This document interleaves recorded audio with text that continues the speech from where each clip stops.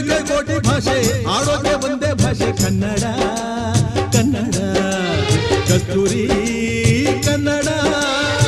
ಹುಟ್ಟಿದರೆ ಕನ್ನಡ ನಾಡ ಹುಟ್ಟಬೇಕು, ಮೆಟ್ಟಿದರೆ ಕನ್ನಡ ಮಣ್ಣ ಮೆಟ್ಟಬೇಕು. ಬದುಕಿದ್ದು ಜಟ ಚಾವಂಡಿ